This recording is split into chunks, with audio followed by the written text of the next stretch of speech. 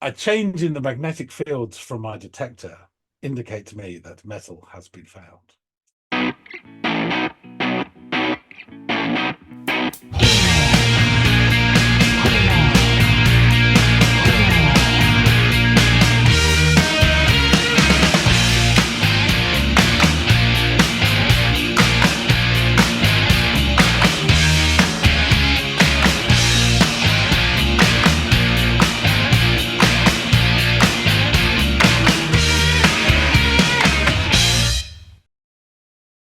Hey, everybody.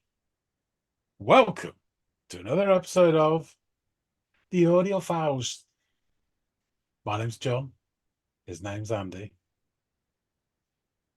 My friend says we're like the dinosaurs, only we are doing ourselves in much faster than they ever did. More on that later. But first, we have a song to listen to from Andy. Andy, what do you got? I've got a band that I think I've alluded to at least once during our discussions here. Um, they're a band called Helmet. Have you ever heard of Helmet? Vague murmurings, but it Okay. might have been from you. Yeah, Might have fair. been. Well, All I right. have a song by them called Unsung that I would like you to check out and give a listen to, and then come back and let me know what you made of it. Okie dokie. Will do.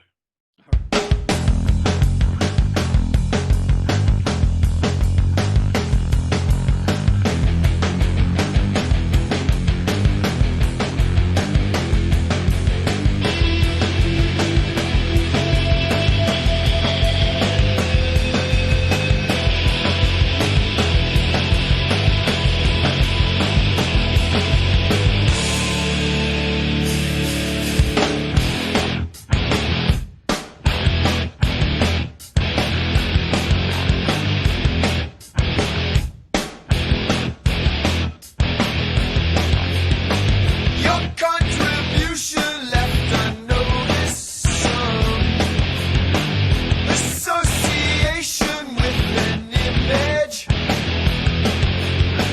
Discredit time for showing up again. Attention wandered, I'm left with it. That was quite an interesting opening.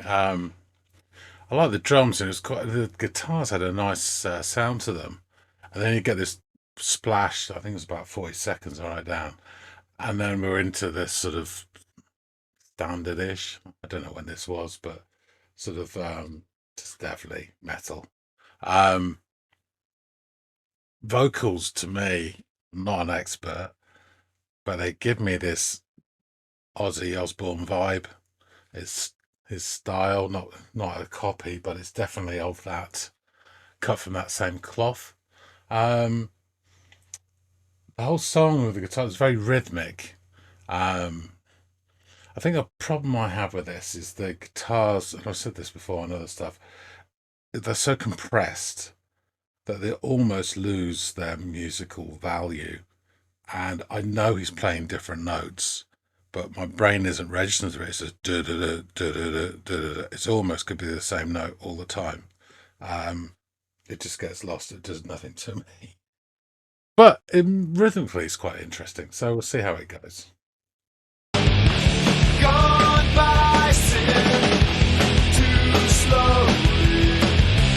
Can't pass it up. Then I thought nothing is right. I turned it off.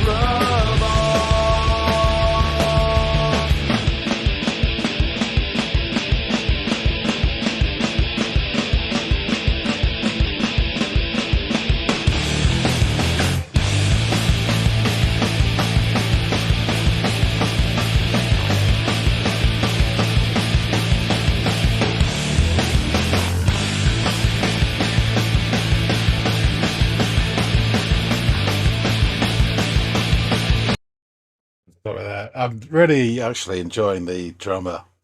He's really energetic. He's bouncing it along. He's not doing particularly well, crazy, but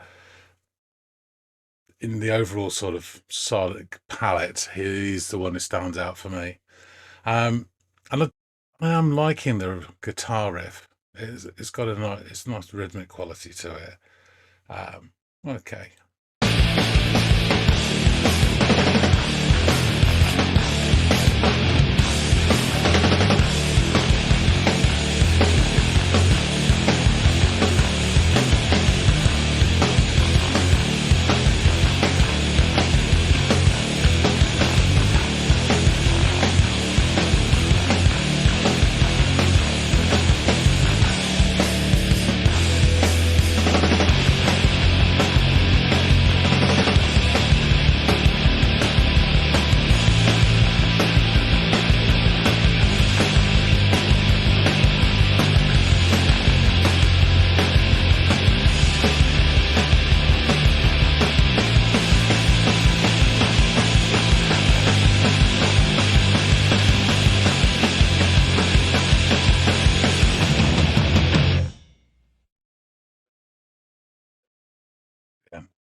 Yeah, this was interesting to look because I wouldn't normally sit down and listen to this at all. So which is, I guess, the whole point of the channel.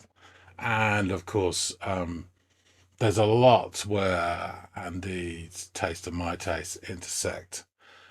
There's a lot where it doesn't. This will be one of them. You told me to sit down and listen to some metal. This sounds to me really American 90s, I'd say. Yeah. Then, I wouldn't be full of joy and anticipation, but it wasn't as bad as I would have thought, prior to if you gave me a brief on this. So it was all right. It just doesn't really do anything for me. I guess some people, you can imagine this, skateboarders, a sort of 90s vibe, this being really energetic and filling them full of adrenaline, and it just leaves me flat. It's not terrible, but I wouldn't choose to listen to it, but it's all right. Just not my bag. So we should go back to Andy and find out some more about Helmet. All right, you're back. What'd you make of this one? So, Unsung, the question is, can it be unheard?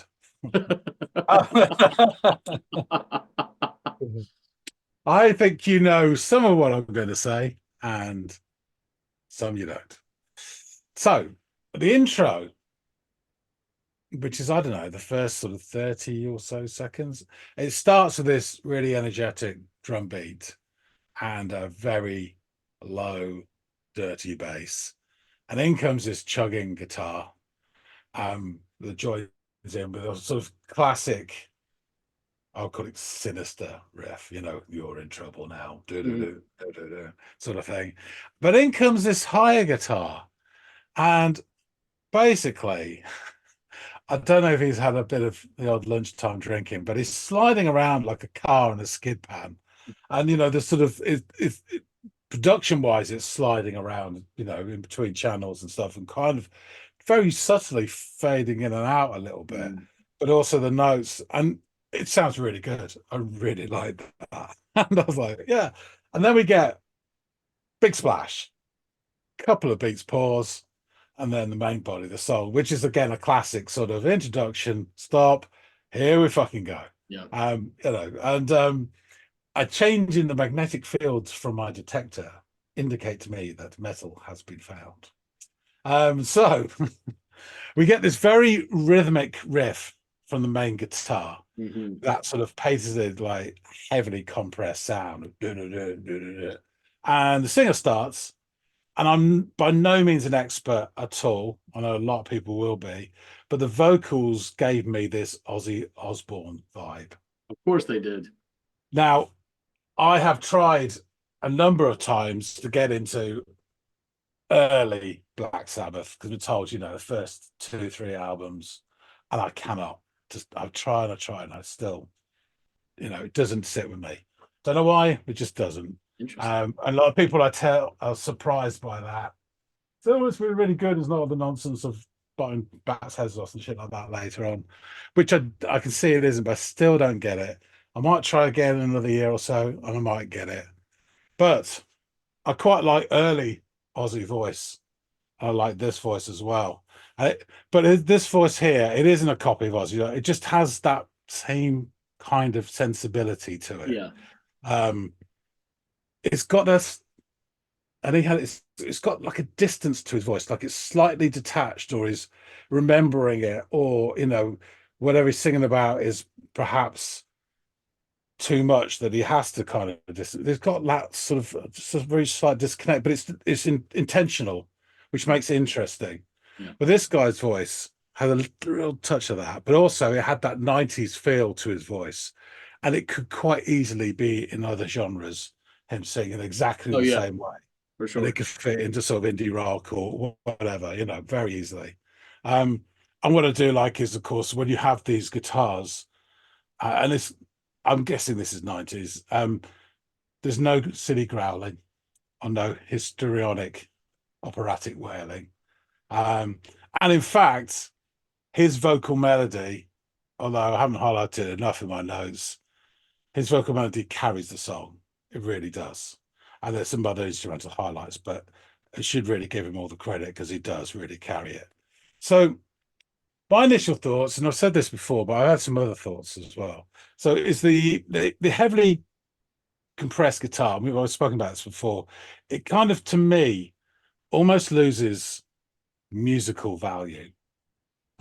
Stay with me on this. So I know he's playing different notes, but they don't always register in my ear. And what it becomes when it's really sort of compressed guitar is it almost comes like a percussive instrument that's knocking out a really quite pleasant sort of riff pattern. But it's got me to thinking about how this would sound if there was a different effect on the guitar. And I was thinking, the first thing that came into my head was like, Touch Me, I'm Sick, Mudhoney, and what the difference was. And it's really subtle, but there is a difference and why I prefer it. So their sort of sound, it's just got a little bit more, the notes seem a bit more analog, like rather than just chunks, because of that compression. And I guess it's the flat nature of the music. So it's what he's doing, and it goes, it's sliding from one tone to another. So it doesn't repulse me, but it doesn't excite me either. I do recognize that it very much has that effect on a lot of people. I mean, 3 years ago, I would have completely switched off by now and stopped listening. So in the words of Funkadelic, free your mind and your ass will follow. So anyway, back to the song. Verse continues, and I do really like the drummer. He's not doing anything special, but he's really just keeping it together. It's really energetic, and his almost enthusiasm carries you through. We get a little funky little segue at about 1.5 minutes, and then we go into the more rhythmic section again. So they kind of, I'm saying the verses, and they kind of split it between that and then into the sort of more strummy bits with it. As they segue again, there's this really faintest hint. You can just pick up another guitar, whether it's that high guitar from the intro that's just picking a few notes, about like 5 seconds, and then he starts singing again, and you lose it. So the choppy guitar hits better with me now, and then we're getting lots of fills from the drum as well, little small fills. He's not going more from the Muppets, but it's all good. It's all good. So it progresses out of choppy waters back into the more strumming bit. And again, there's this tiny hint of this more melodic, less affected guitar, just adding touches. And then around the 2.5 minutes, it sort of drops down and we get just the drums and a couple of riffs on the guitar for a couple of bars. And that's really fun. And it's the sort of thing you expect, but it's still great. And then it's head down and sort of grind for the finish line with load, and then the drummer goes into full splashy mode as well. So the cymbals are going and everything. It's all really good fun. And from then, about 30 seconds, the last 30 seconds, there is that other guitar again, which I guess is from the intro. So they're kind of, bookending it. And he's climbing up for the scales as well. And his guitar almost feels like indie rock. And it's a nice sort of contrast to that. as is de rigueur with these scenarios, the drummer is actually beating the shit out of his kit, and then we finish with that sinister riff. So, putting aside my preconceptions, I did actually find parts of this enjoyable, particularly, yes, particularly the energetic drummer. It's just that overall sound, particularly of that main guitar, just doesn't do anything for me. I can imagine boatloads of high school skateboarders absolutely loving this back in the day. It sounded to me very American and very 90s, which also got me thinking about the difference between UK and USA metal. Again, not an expert at all. And probably the metal I'm more familiar with is back further in the day, my earlier youth, when there was a bit of a groundswell of metal in this country. But I think after all the goddamn awful hair metal, which also was wildly popular, and did make a dint on these shores, and you regularly saw some of them in the charts over here. I think a lot of the American sort of metal that I heard anyway from the 90s onwards was influenced, I think, a lot by the success of Nevermind. And oh, is this grungy stuff that's not far away from how our guitars want to sound? If we can get close to that, we'll all be driving in Cadillacs next year. And I think that's how they sort of took that model and tried to go for it. Yeah, as I say, metal in this country has always been there's been a sort of following, but it's always been quite a minority sport, really. Yeah. And in this country in particular, I can't really speak for America, although I can picture it. The imagery you get straight away is double denim, bad black hair dye, and real sort of odd satanic bothering, which did metal a lot of harm because it's all nonsense. Yeah. And again, a lot of the singers, particularly earlier than what I'm referencing, had that awful kicked out of opera school after 3 weeks sort of vocals as well, which were just terrible. I don't know why grown men want to do that, but because none of them are Robert Plant, so just Yeah. why bother? But anyway, that's why I can see why after that and after hair metal, some idiots wearing fucking hockey masks would appeal to a new, younger audience. I can see it and understand it. I just can't condone it. Yeah. Anyway, back to this. I thought this was okay, and I enjoyed it more than I thought I would after a few opening bars. I thought, oh my God. But I wouldn't reach for this because it doesn't give me the kind of adrenaline kick. But that rhythmic guitar and the drums in particular, and in his voice actually, they're all good stuff. Yeah. This is it's kind of funny because you're sort of alluding to some of this like sort of how a genre can have fracture points in it, where it starts to go in a new and different place from what preceded it. We talked about that. We talked about a little bit with shoegaze on our last video, where like shoegaze has been around long enough that there's these fraction points in it, and they are fracture points, and they go off and do other things. And sometimes those other things don't sound like other things, right? They end up sounding very different. I have that relationship with metal music where there are certain fracture points where I can't stand it. I just can't. I can't do it. I won't abide it. If you like it, that's cool, but it's just not my bag. This is one of them that I really do like. And I think it's because it taps into sort of other sounds that I am more comfortable with and I do enjoy listening to. So like the alternative rock sort of leanings to it. Like you even said, there's like some indie aspects to some of the guitar work that's complementing this. The vocal delivery actually has a melodic nature to it, and it's not like you said, either this or this like Cookie Monster stuff that's going on. It's this actually it's nice and it's well packaged and it's as close to polished as you're probably going to get with metal. And yeah, so I really enjoy this. Also kind of interesting you brought up Nevermind because these guys were around as early Nirvana. It's not like they were like stealing off of Nirvana sound or trying to piggyback off that sound, but the thought process of the industry was what you were saying. Like, oh yes, let's hitch our saddle like to this. So yeah, I'll get into the band a little bit more. Sorry. just one thought which just popped into my head now as well. Again, if you took this and changed not exactly the notes or what the guitar was playing, and particularly don't change the rhythm of it, but change the effects, you'd be getting close to something like Rage Against the Machine as well. Yeah, yep. Especially It's, with that stuttering yeah. rhythmic It's guitar not that pattern. far away, Yeah, yeah, yeah, you're right. which we both love as well, you know. Oh So yeah, absolutely. I mean, I for all the silly stuff that Tom Morello gets in trouble for every now and again in the press. God damn, that guy can melt a guitar. So yeah, I love listening to them. Yeah, they're an American alternative metal band from New York City, formed in 1989 by vocalist and lead guitarist Paige Hamilton.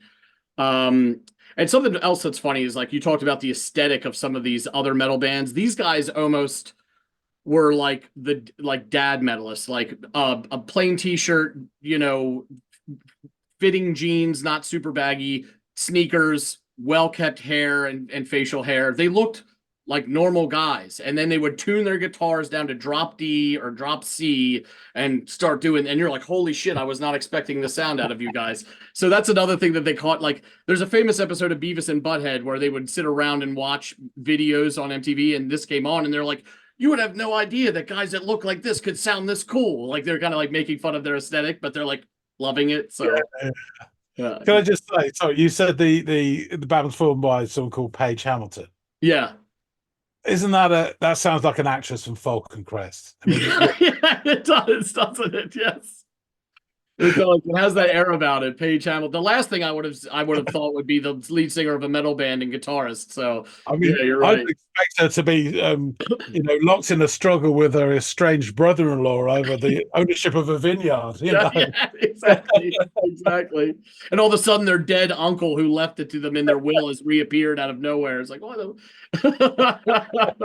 So yeah, they've had numerous lineup changes with Hamilton as the only constant, and since 2010, the band's consisted of Hamilton drummer Kyle Stevenson, guitarist Dan Beeman, and bassist Dave Case. Hamilton formed Helmet in early '89 after leaving the alternative rock group Band of Susans, with whom he had recorded 2 albums. Oh, really? Yes. Yep. So he was a member. I know them, but Yeah. I'm crap with the names of the people. I didn't realize in Band of Susan. Yeah, he was a founding member of them, put out their first 2 albums he appeared on as well. And then, yeah, he broke off to do this other thing.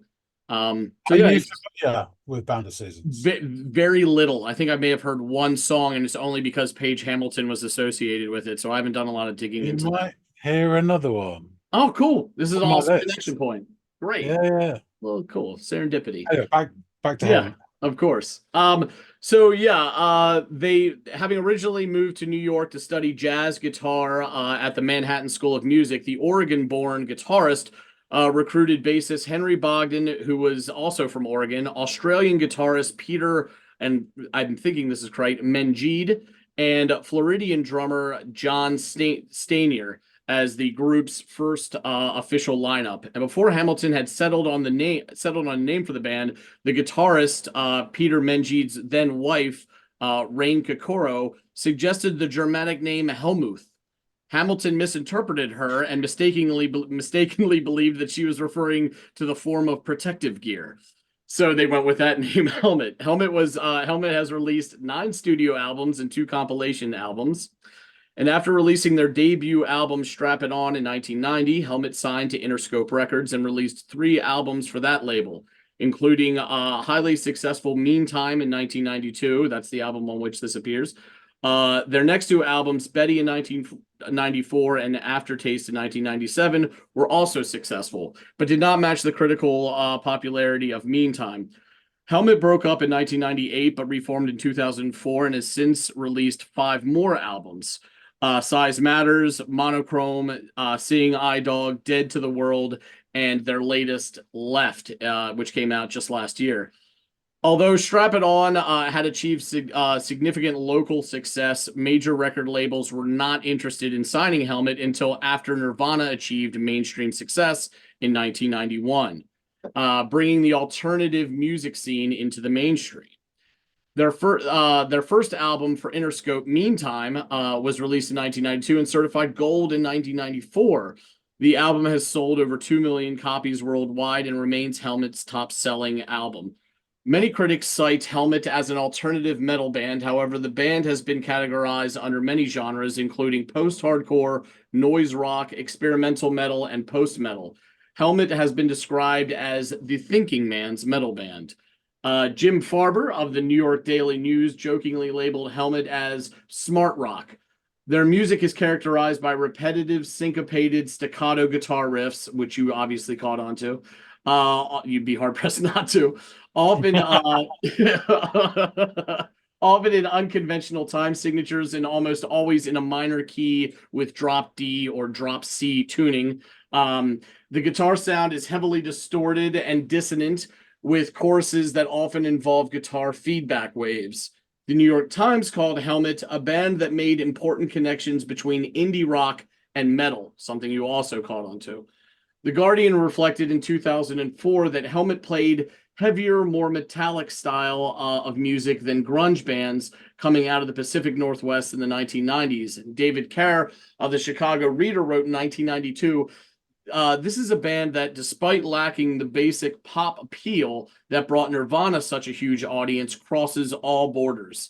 This particular track comes off the aforementioned second album, Meantime, and it is the lead single from Meantime. And it had charting success in the U.S. modern rock charts and remains Helmet's best-known song. The album received positive reviews. John Frank of AllMusic labeled Meantime arguably one of the most influential and overlooked rock albums of the 90s. He praised the music, colored by Teutonic riffs with only Unsung hitting at a grasp of commercial accessibility. Kerrang's Stefan Chirazi defined the album as a wall of angry, bitter, and agonized New York street cries, giving the maximum rating of 5 out of 5 stars, dubbing it a classic.